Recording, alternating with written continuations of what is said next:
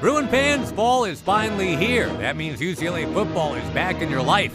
Head out to the Rose Bowl to enjoy America's best tailgating and to make more unforgettable memories with the Bruins. Nico Iamaleava and the Bruins are ready to make an impact this year, and we need you cheering them at the Rose Bowl. Visit UCLABruins.com or call 310-UCLA-WIN to lock in your tickets today. 310-UCLA-WIN. Good afternoon. Getting right down to business here. We're doing it live, doing more at 4 weekday afternoons, right after Guy Benson at 3 and just before the 790 KBC News Blitz with Randy Wang at 5. And stay tuned at 6 o'clock this evening for the Just Help One radio show and podcast presented by the Union Rescue Mission. I'll be back on the air at 6 o'clock this evening, every Thursday evening at 6 with Mark Hood, the CEO of the Union Rescue Mission, along with Richard Newcomb, the Vice President of Philanthropy. Special guest tonight, Richard Pink, owner of the iconic Pink Hot Dogs in Hollywood. Right now, it's Mottek On Money, the voice of business news here in Los Angeles. We're live on the air on 790 KBC, streaming live online worldwide at KBC.com. And yes, the on-demand Mottek On Money podcast, KBC.com, Apple, iTunes, YouTube, all your favorite podcast platforms. Stocks propelling to record highs today on this September 11th, Patriot Day 2025. Hard to believe it was 24 years ago on this date when America came under attack, when hijacked planes crashed in the World Trade Center towers in New York, the Pentagon in Washington, and United Flight 93, in which the passengers fought with the hijackers, and the plane crashed into a field in Shanksville, Pennsylvania. The hijackers were aiming to crash that plane into government buildings in Washington. We honor their memory, all of those lost on 9/11, including those heroes on Flight 93, all of the first responders who were lost on this day 24 years ago. I'll be joined shortly on the air by Steve Forbes, coming to us live from New York. Today, Wall Street observed a solemn moment of silence to honor the nearly 3,000 lives lost in the September 11th, 2001 terror attacks. President Trump is expected to attend a New York Yankees game this evening, also announcing Charlie Kirk will be posthumously awarded the Presidential Medal of Freedom, calling him a giant of his generation and a champion of liberty. We're, of course, following the late-breaking headlines and developments in yesterday's assassination of Charlie Kirk, the co-founder of the conservative youth organization Turning Point USA. We'll have the very latest for you here. FBI Director Kash Patel among the dignitaries at a 9/11 commemoration at Ground Zero today, and additional security measures were in place there. Beverly Hills will have its annual 9/11 solemn commemoration at 5:30 this evening at the Beverly Hills Fire Station. I'll be joined live later this hour by the Honorable Dr. Julian Gold, M.D., the former mayor of Beverly Hills, now serving as president of the Beverly Hills Rotary, and also on the executive board of the World Affairs Council here in Los Angeles, which organizes important discussions and speakers on big issues of the day. The Honorable Dr. Julian Gold, M.D., will be joining us live later this hour. The stock market ending the day at record highs across the board again, as we got a new reading on inflation showing consumer prices did tick higher in August. Jobless claims rose to their highest level in nearly 4 years. The Dow coming in for a closing gain of 617 points, settling above 46,000 for the first time at 46,108. The S&P 500 of 55 to 6,587, extending its record-shattering winning streak. And the NASDAQ gained 157 at 22,043. Record highs across the board. Gold moving higher to 3,674 here at the moment. We see the cryptos also getting a lift, with Bitcoin hovering above $115,000 per Bitcoin.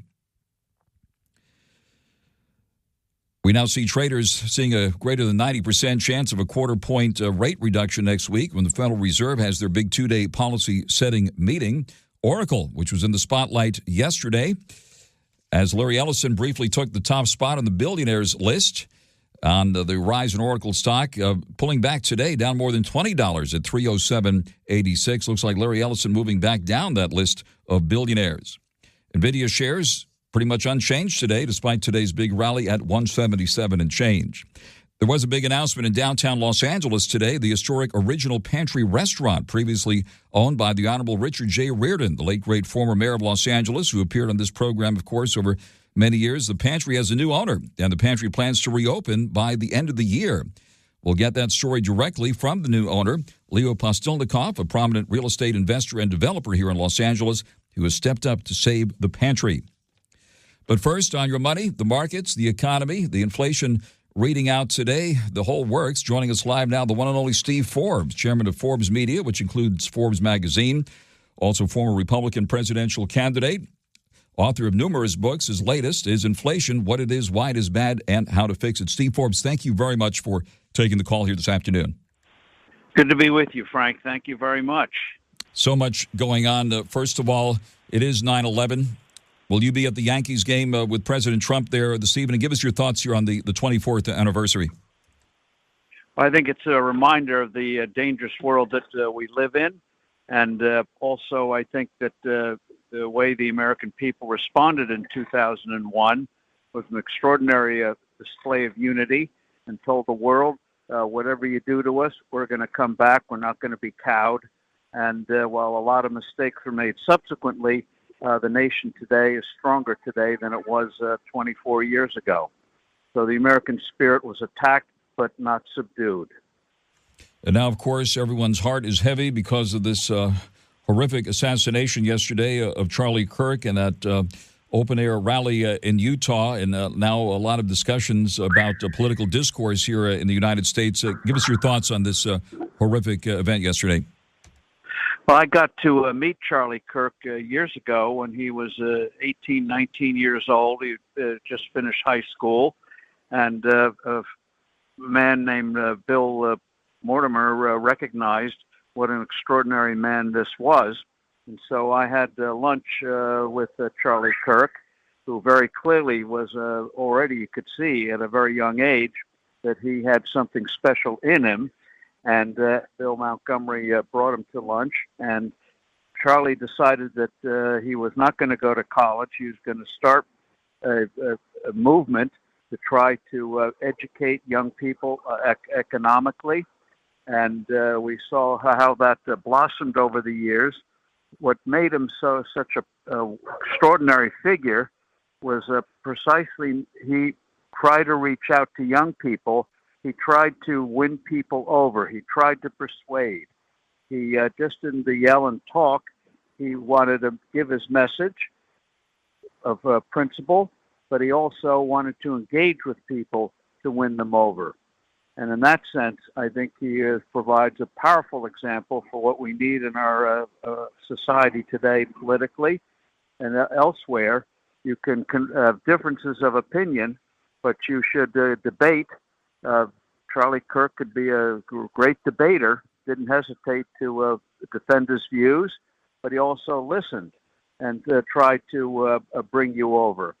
And I think that the fact that he was talking to people, starting to answer questions yesterday from people who did not share his beliefs, the bitter irony that he was assassinated in the very act of trying to reach out to people. But the act of reaching out to people, I think, is going to be a powerful inspiration in the future. Hearing a condemnation of this sort of violence pretty much across the political spectrum, what is it going to take to turn down the temperature and address these kind of situations? Saw one report today, somebody's calculated how many incidents there have been of political violence and incidents, and of course, none worse than the one we saw yesterday. Well, I think it's following through. People talk about turning down the temperature, but I think citing the example of Charlie Kirk, when you listen to his podcast, when you listen to some of his presentations, his interviews, he comes across as an engaging figure who had his points of view, had his principles, but didn't hesitate to debate them. He did not allow himself to get into a bubble, and in a sense, his example really exemplifies what Lincoln called the better angels of our nature. So in terms of where we go from here, the message is very simple. Follow the example of Charlie Kirk. Engage, be open, debate, and avoid the extreme rhetoric, which is designed to rouse people up, but not to change people's minds and win people over. So stop this rhetoric, we must wage war on our opponents and blah, blah, blah, and engage in substance instead of inflammatory rhetoric. On there live with Steve Forbes, chairman of Forbes Media, which includes Forbes Magazine. Steve Forbes, the day on Wall Street started with the solemn commemoration of 9/11 with the silence at the New York Stock Exchange, and And the NASDAQ, of course, the market was closed, I believe, for 4 days following that terror attack back in 2001. And here we're on a day in which all of the major averages have achieved all-time highs. Give us your reaction to that big news here today. Well, I think there's a belief that the Federal Reserve, our central bank, is finally going to take its boot off the neck of the economy in the sense of keeping interest rates artificially high. So in that sense, I think the markets are already pricing in that the Federal Reserve will cut rates next week, probably 25, 50 basis points. But also, though, I think the markets are going to be soon reflecting on what should be the working model of the Federal Reserve. The Fed believes that a vigorous economy causes inflation, and it's a bogus theory, proved false, but it's wholly writ there, that prosperity causes inflation. So you have this perverse thing where they think that inflation's coming or is here, and the only cure for it is to depress the economy and not let it achieve its full potential. Let people have a real chance to, as Lincoln put it, improve their lot in life. And the other thing about the Fed is that they should realize that the key thing they can influence is the value of the dollar. And one of the things I think the White House has to address in the coming weeks, for the sake of the economy, is they're not going to engage in trying to weaken the dollar on the mistaken theory that will improve our trade balance. There's this theory out there, Frank, that if you cheapen your money, devalue your money, that'll help your exports and stop imports, and therefore it will improve your trade balance. It's bogus because when you reduce the value of your currency, you bring other bad things in its wake. No nation ever achieved prosperity by weakening its money. We talk about the Bush administration coping with 9/11, but one of the mistakes the administration made on the economic side in the early 2000s was pursuing a weak dollar policy. They thought by gradually weakening the dollar, they can improve trade and improve the economy. But that set the stage for the disaster, the economic disaster of 2007 to 2009, the housing bubble and all of that. So I hope the administration firmly says we want a strong and stable dollar. Weak currencies are not needed for a strong country. You have a strong country, you're only going to get a strong country long term by having a currency that people want because they think it's trustworthy. On the air live with Steve Forbes, elated to speak with you with so much going on in the news, including that inflation reading we got today. You wrote the book on inflation, what it is, why it is bad, and how to fix it. Today we got the Consumer Price Index showing a 0.4 increase for the month, the biggest gain since January, and the annual rate of inflation suddenly back at 2.9%. What is your outlook here on the inflation front, and are indeed tariffs fueling some of this inflation at this point? Yeah, tariffs are going to put upward pressure on certain prices because it raises the cost of living. I mean, not just the cost of living, but also the cost of doing business. And producers can't eat the extra costs forever. They're trying to do it now because they don't want to lose customers. They're hoping things will improve, that the tariff situation will calm down and we'll get some stability there.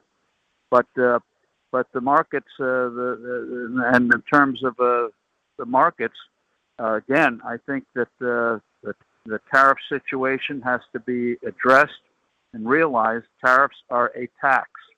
And so I hope the administration deals with that so we can remove another barrier to prosperity.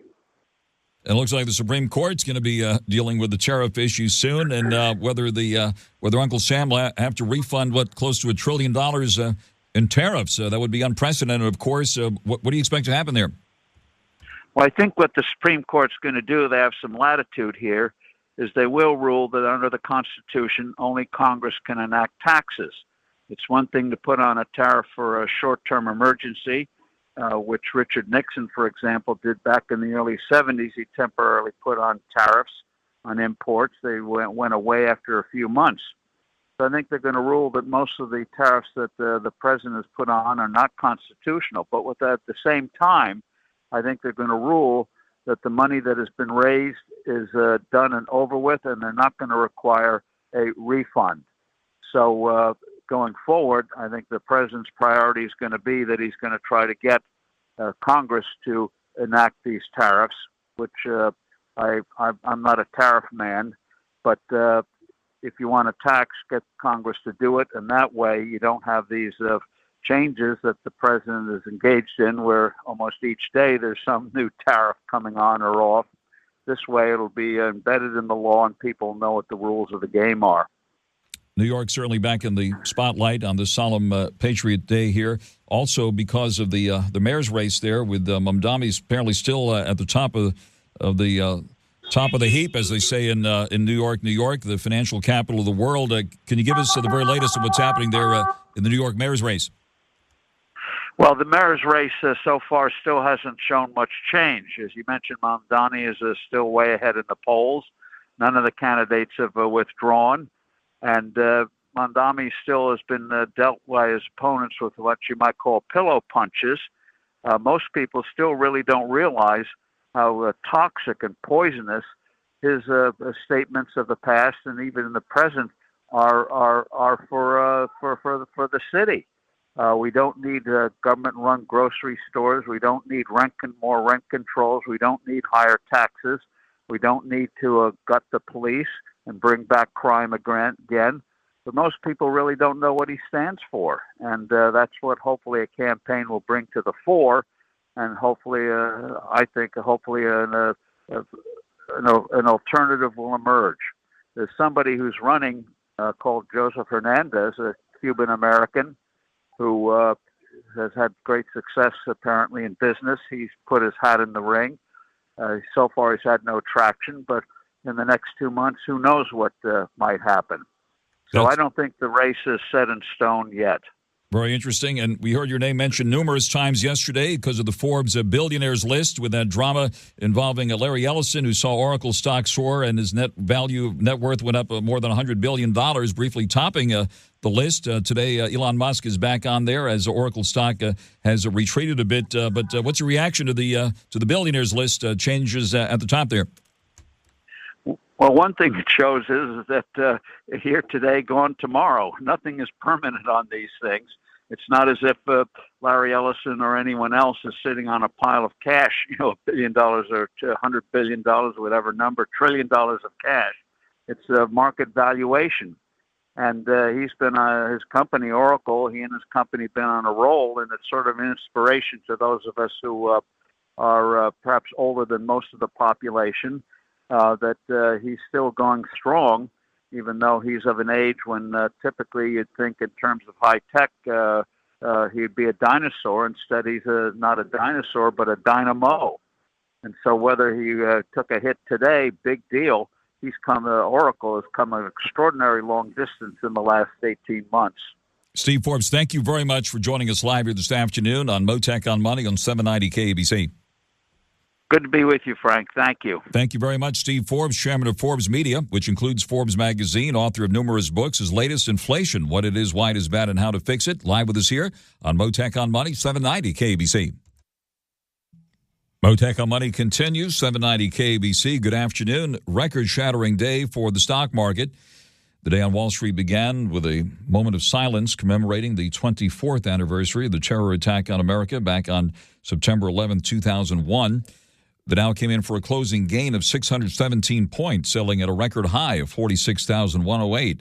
The S&P 500 of 55 at 6,587, also a record high. The NASDAQ continued its record-shattering winning streak of 157 at 22,043. The yield in the 10-year note is back down to 4.03%. That's the one that impacts fixed-rate mortgage rates, and they have come down dramatically in recent weeks.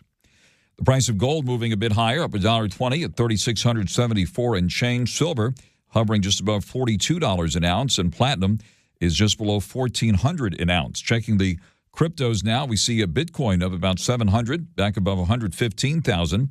Ethereum at 4,453. Solana has seen a move on the upside lately at 228 here at the moment. Doge has ticked higher to 25 cents. Orbs, formerly Eightco, making its debut on Wall Street today under a new ticker symbol, pulling back nearly $10 today at $14.50. Apple higher by 3.25 to $2.30 and change. Nvidia down 15 cents at $177 17. And Oracle, which propelled Larry Ellison to the top of the billionaires list yesterday, pulling back today, down about $20 at 307.86. The Consumer Price Index moving higher, up 0.4% for the month. Last month, the biggest gain since January. The annual inflation rate now at 2.9%, according to the Labor Department. We also got a new reading on jobless claims over the past week. They've hit the highest seen in almost 4 years, virtually assuring now that the Federal Reserve will cut its benchmark short-term interest rate next week following a 2-day policy-setting meeting. And now the latest news on 790 KABC. Bruin fans, fall is finally here. That means UCLA football is back in your life. Head out to the Rose Bowl to enjoy America's best tailgating and to make more unforgettable memories with the Bruins. Nico Iamaleava and the Bruins are ready to make an impact this year, and we need you cheering them at the Rose Bowl. Visit UCLABruins.com or call 310-UCLA-WIN to lock in your tickets today. 310-UCLA-WIN. Football season is here. Oh, man. Believe has the podcast to enhance your football experience. We got to embarrass them into doing things the right way. From the pros. Definitely one of the most interesting quarterback rooms ever. To college. Michigan is set at 8.5 wins. To fantasy. If you feel that way, why didn't you trade him? Become a better fan and listen to the football podcasts from Believe. Oh, man. Follow and listen on your favorite platform. Mottek On Money continues here, 790 KABC. We're following the late-breaking headlines and developments in the assassination of Charlie Kirk, the co-founder of the conservative youth organization Turning Point USA. Charlie Kirk was killed yesterday at an open-air rally in Utah. Tragedy prompted additional security at Ground Zero in New York today, where the World Trade Center towers were attacked on this date 24 years ago. It's been a very solemn day of remembrance with the additional heartbreak of Charlie Kirk's assassination. And flags are flying at half-staff nationwide. FBI Director Kash Patel was among the dignitaries in attendance at Ground Zero this morning, where security was high. Beverly Hills will have its annual 9/11 solemn commemoration this evening. And joining us now is the Honorable Dr. Julian Gold, M.D., the former mayor of Beverly Hills, now serving as president of the Beverly Hills Rotary Club, also on the executive board of the World Affairs Council in Los Angeles, which organizes important discussions. In fact, it's Southern California's largest speakers forum for global issues and public affairs. Dr. Gold, thank you very much for taking the call here this afternoon. Hey, Frank. Thanks for having me. It's always great to talk to you. Wonderful to have you with us on a tough day, a solemn day to begin with on 9/11, and now the assassination of a very popular, prominent conservative activist, Charlie Kirk, and flags are flying at half-staff nationwide today. Give us your reaction to this latest news here. Well, it's tragic. It's unspeakable, and it's so against everything that we believe as a country. I mean, we're based on the notion that we can talk to each other and we may not agree, but we can come to consensus, right? That civil discourse is the cornerstone of our democracy. And then you have something that, like this assassination yesterday, which is really just unthinkable. It's awful. And we just had a chance to speak to Steve Forbes on this subject as well, and pretty much universal condemnation of violence across the political spectrum today. Now, what you're involved with now, the Rotary in Beverly Hills, you're the president of the Rotary Club in Beverly Hills, and also on the executive council of the World Affairs Council, which is the largest speakers forum for global issues and public affairs here in the Los Angeles area, which promotes public discourse and discussions about important matters. What's been the reaction there today? Well, the World Affairs Council Los Angeles World Affairs Council has been around for more than 70 years. And it really is all about being the center stage, if you will, for ideas which will shape our world. We're committed to allowing people to speak in order to educate. The point is to educate people so they understand each other. And the World Affairs Council in particular likes the global nature of it. We're not just about Los Angeles, but we are home based in Los Angeles, and Los Angeles is very important, but we're also concerned with international affairs and politics at the national level and business. What are the things in business that we have to talk about? How do we all get better? It's about making the whole bigger than the parts. So this is our mission, very much our mission, and we meet regularly in order to promote that. On there live with the Honorable Dr. Julian Gold, M.D., and certainly many business leaders I know have addressed the council. I remember you had the CEO of Chevron, I believe, as one of your speakers that I attended, and other very prominent business people are involved as well as speakers. Can you give us some of the examples of outreach to the business community as well? Yeah, well, as you say, we've had the CEO of Chevron speak to us. Rick Caruso was with us not too long ago. We've had, over the course of time, we've had former presidents and ambassadors. In fact, we're having our first gala, our appreciation of people who have made a difference in the world based on our mission. And so on September 30th, we're actually having our inaugural gala, and we're going to award industry, our business, and Dominic Ng and Bob Abernathy, and on the national side, the Honorable Jane Harmon, all of whom have been, voices for reason and for constructive dialogue. And at the same time, we're going to, we believe that it's not just about the folks who are here today, but about the future. And so we will announce an emerging leader, a high school student, who's actually doing work today and has a plan to move forward in order to join the mainstream of this dialogue. So it's very important that we promote this as best we can, that people hear the message that we need to talk to each other. And this is just one way for us of doing that. That sounds wonderful, and certainly the World Prize Gala coming up. Did you say September 30th? Where can people get more information about that? So the World Prize Gala will be at the Taglian Cultural Center on Vine in Hollywood. And for full information, it's LAWAC World Prize Gala, all run together, LAWAC World Prize Gala.org. And Dr. Gold, we're speaking on 9/11 very soon. The solemn commemoration will take place at the 9/11 Memorial at the corner there of Burton Way and Rexford at the Beverly Hills Fire Station. I hope to be there this evening once again, and where actual metal pieces of the World Trade Center from New York are on display there in a permanent memorial. Give us your thoughts here on this 9/11 Patriot Day.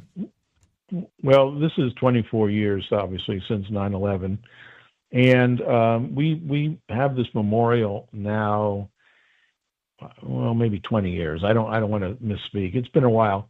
And it was the vision of a former fire chief who had the ability to get a piece of steel from the fallen towers. And using that piece of steel as the center point, we created this memorial. It's like a hallowed place. It's a place of meditation.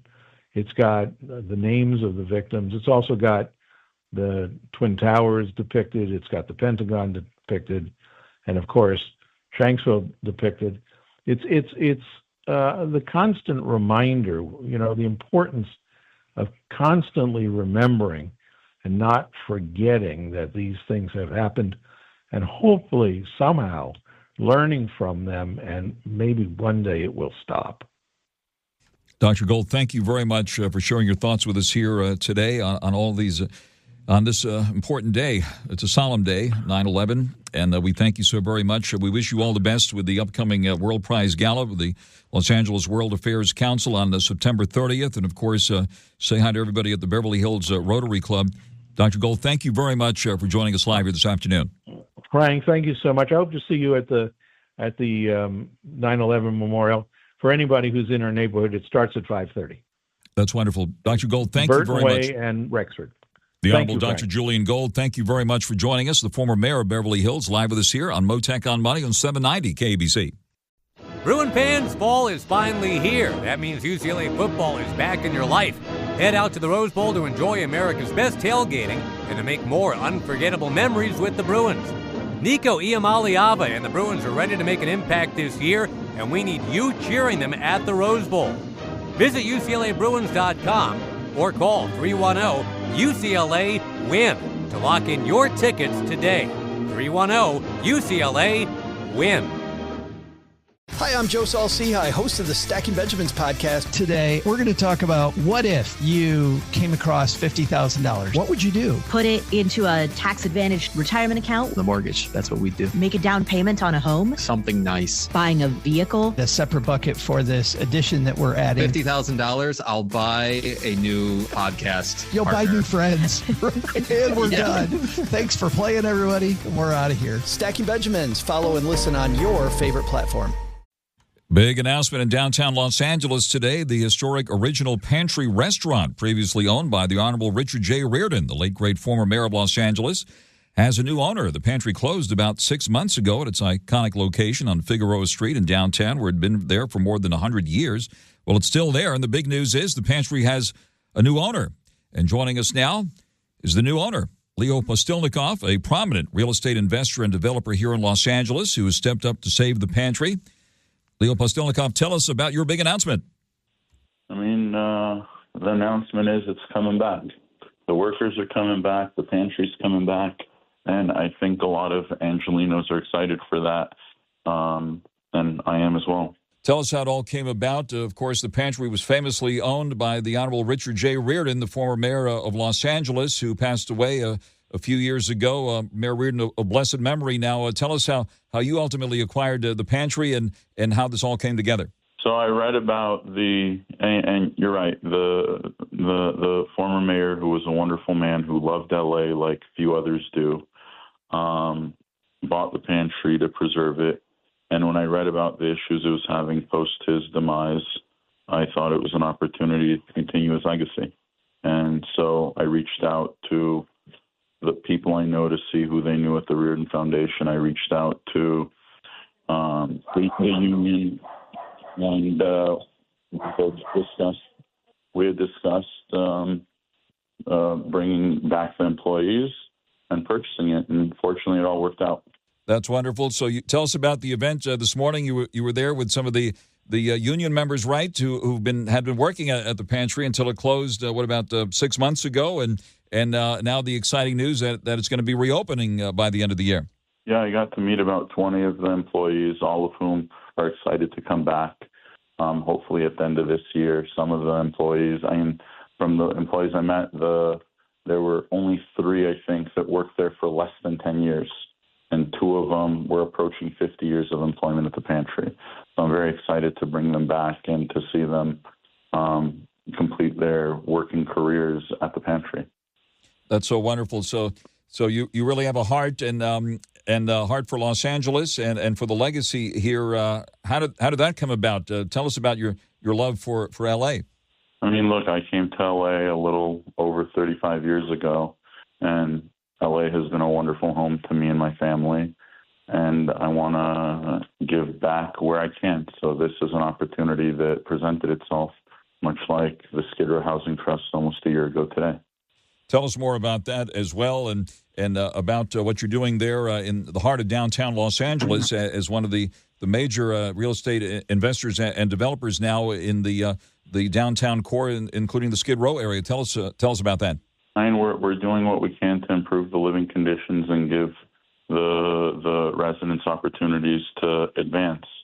And one of the things that actually blends the pantry with Skid Row is we're talking to the union and their hospitality training academy about possibly opening in some of the buildings and providing workforce training to the residents so that they could become clerk, chef, baristas, and so forth. And now with the pantry, I can employ them as well. So I think it's a great system, and I've long wanted to create a housing continuum from essentially the unhoused to living independently, and I think this contributes to that. That sounds like a wonderful, innovative solution. We do a show here on 790 KBC called the Just Help One radio show and podcast with the Union Rescue Mission, and they, too, are looking for those kinds of partnerships. Have you had any connection with the Union Rescue Mission and perhaps might want to collaborate with them as well?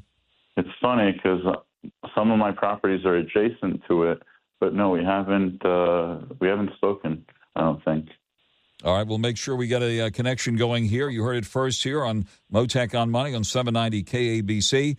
In addition to Skid Row, your properties include a big project. I saw your name on the front page of the Beverly Hills Courier just about a week or so ago. You're all over the place, Beverly Hills as well. Yeah, I have a number of projects in Beverly Hills. When they decided to not process one of my projects, I took them to court and defeated them. And now, hopefully, they heed the advice of the courts and proceed to process the project without further delay. And that one involves an apartment building, right, or a condo tower in Beverly Hills? Yeah, I have a number of development projects in Beverly Hills. That one specifically was a hotel condo tower. Fantastic. Anything else that you'd like to mention about your big announcement today or anything else that's on the drawing board? Only that hopefully the pantry reopens New Year's Eve and then continues to stay open for another 101 years. That's truly wonderful. And what's your favorite dish at the pantry? You might not believe it, but Is it Leo? Is it LEO? It's got to be LEO, lox, eggs, and onions. I've never tried it, but as soon as it reopens, I will. Leo, PUSTILNIKOV, thank you very much for joining us here on 790 KBC Mottek On Money with the big news. We'll keep an open line to you, and thank you very much for taking the call on this big day there. Thank you. Really a pleasure. Thank you very, very much. Mottek On Money continues here, 790 KABC, on a record-shattering day on Wall Street, recapping the big story here with the Dow propelling higher by 617 points to close at an all-time high above 46,000 for the first time at 46,108. The S&P 500 of 55 to a record high close, 6587. And the NASDAQ moved higher by 157 points at 22,043. The yield in the 10-year note now 4.03%.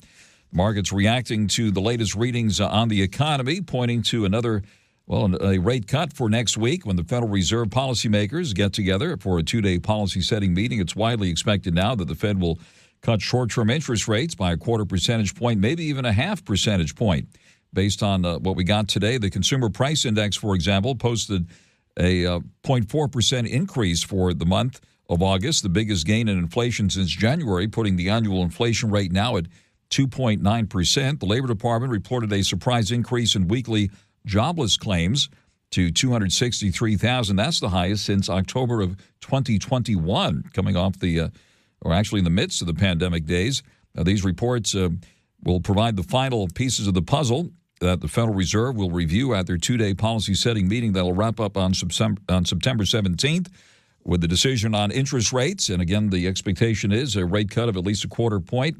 And we'll also get a statement on the economy and then a full-blown news conference from Fed Chairman Jerome Powell. On the job front, that number that we got today of Americans filing for jobless benefits for the week ending September 6th, rising by 27,000 to 263,000, according to the Labor Department, the most applications since the week of October 23rd, 2021, and well above the 231,000 new applications economists had expected. Was also the biggest week-to-week increase in almost a year. Price of gold continues to hover at its near all-time high here, 3,674 and change at the moment. Bitcoin got a boost today, up more than 700 at the moment, at 115,200. Ethereum at 4,453, Solana at 228, and Doge at 25 cents.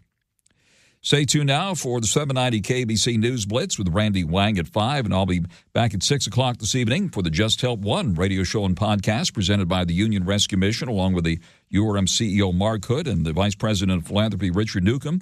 Special guest tonight, Richard Pink, owner of the iconic Pink Hot Dogs in Hollywood. I'll be back with more at 4 tomorrow, right here on Mottek On Money, 790 KBC. Bruin fans, fall is finally here. That means UCLA football is back in your life. Head out to the Rose Bowl to enjoy America's best tailgating and to make more unforgettable memories with the Bruins. Nico Iamaleava and the Bruins are ready to make an impact this year, and we need you cheering them at the Rose Bowl. Visit UCLABruins.com or call 310-UCLA-WIN to lock in your tickets today. 310-UCLA-WIN.